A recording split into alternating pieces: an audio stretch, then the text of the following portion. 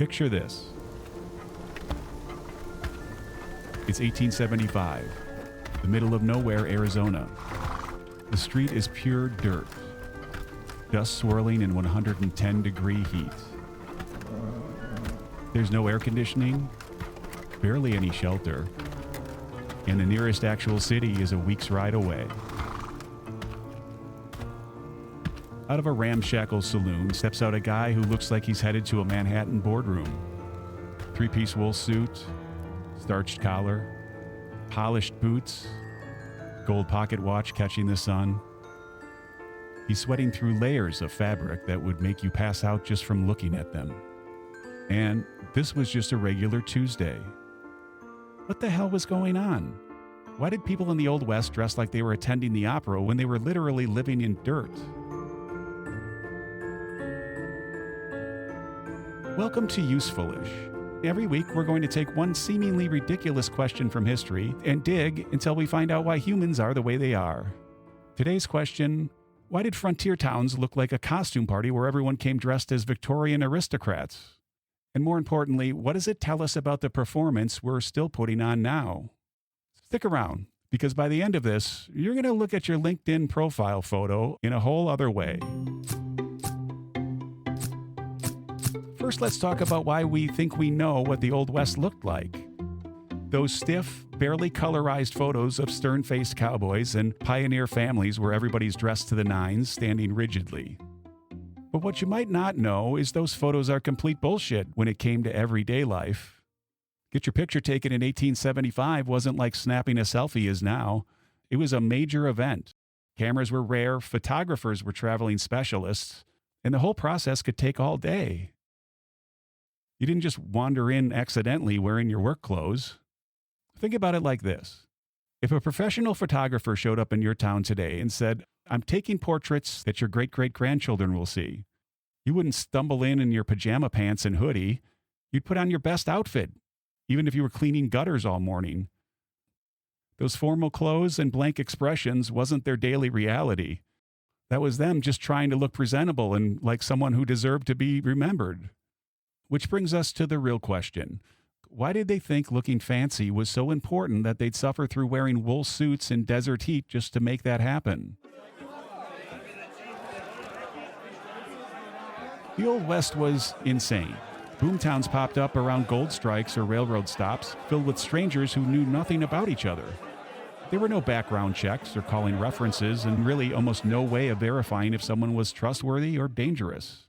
So the way to signal that you're not a drifter, a con man, or lunatic is by dressing the part. A pressed vest said you had money and weren't desperate.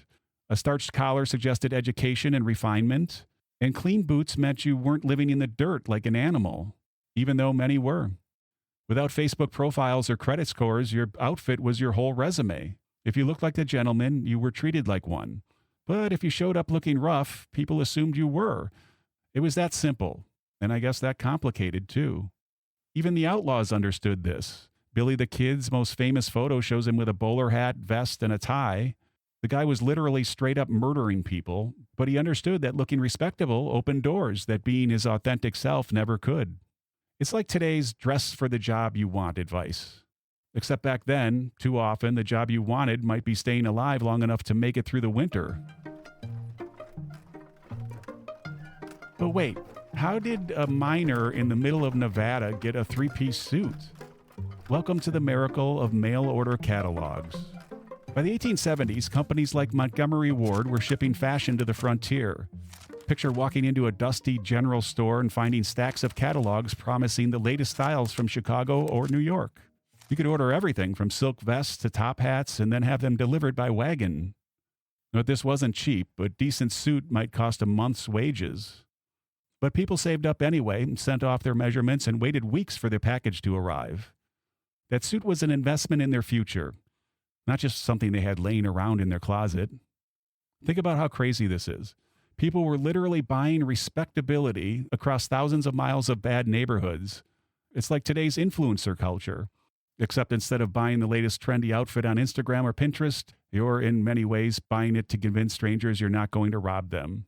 The psychology is identical. We're still importing status pieces to project an image that might not match our reality. We've just upgraded from Sears catalogs to same-day Amazon delivery. This was about looking rich, or at least that you had money, but it tied into deeper ideas about right and wrong that were spreading across the country pretty fast. Victorian morality was obsessed with the idea that your outside reflected your inside. Clean clothes meant a clean conscience. Neat appearance meant neat morals. And sloppiness suggested you were lazy, had a vice, or maybe something far worse. This created a weird feedback loop in frontier towns. The first businesses to open were usually a general store, a saloon, and a tailor. Because before you could build a civilized society, you had to look like civilized people. Towns would literally judge newcomers by their clothes. If you showed up looking rough, you'd be watched, questioned, or maybe even run out of town entirely. Look sharp, and suddenly you're welcome at the poker table, invited to business meetings, and maybe even asked to run for mayor. It's the same reason we still judge people by their appearance today. That snap judgment when somebody walks into a job interview, a first date, or a social event. We're still running the same Victorian ideas that say appearance equals character. If dressing up was for acceptance and survival for men, it was life or death for women. The layers they wore, petticoats, corsets, heavy skirts that could weigh over 20 pounds, and all in 110-degree heat while doing manual labor oftentimes. Now, why torture themselves like that? Well, because the alternative was being labeled a fallen woman, and in the Old West, that label could literally get you killed. A proper dress signaled virtue, respectability, and marriage material. It said, I'm not a saloon girl, prostitute, or someone you can abuse without consequences. Even homesteaders' wives, who spent their days hauling water and feeding livestock, kept a good dress for trips to town. Those layers were armor against a world that judged a woman's character by their hemlines. Looking civilized, even if it meant fainting from heat stroke, was the price of being taken seriously. Sound familiar? We're still policing women's appearance in ways that seem insane when you step back and look at it. The pressure to look professional while not being too sexy, to be put together but not high maintenance, the same standards in a different time.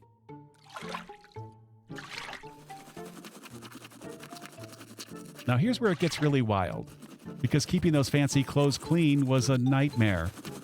Obviously there were no washing machines or dry cleaners.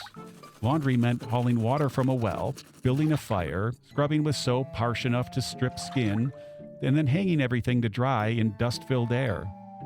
Most people owned exactly 2 outfits, one for work that could get destroyed, and then one best set for public appearances. That fancy suit might get fully washed twice a year. The rest of the time, it was spot cleaned, brushed, and aired out. Visible dirt or wear meant poverty and desperation. A stained shirt could mark you as an outsider in the community already paranoid about disease and violence. So people became masters of maintaining the illusion of cleanliness even when actual cleanliness was impossible. We're still doing this, just in different ways. I mean, how much energy do you put into looking like you have your shit together on social media? Some of you don't, but most of you do. Even when your actual life is chaos. Same performance, but on a different stage, right? Put it all together, and you'll see a real pattern. That when everything around you is unstable, you control what you can control, which is your appearance. Your appearance becomes your anchor in all that filth. Can't prove you're trustworthy? Dress like someone trustworthy. If you can't guarantee your safety, look like someone worth protecting.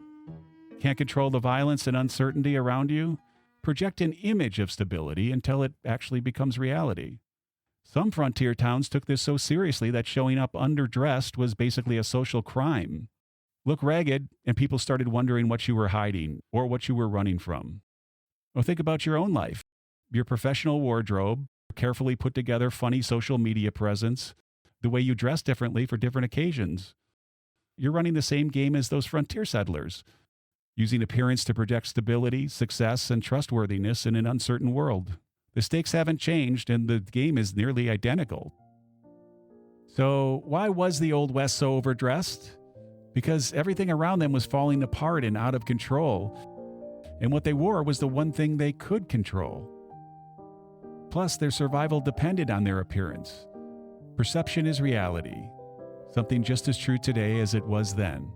A starched collar said, "I belong here. I'm worth knowing. I matter."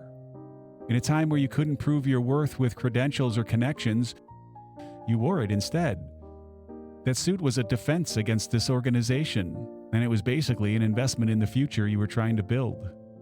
The frontier is gone, but the performance part of it continues.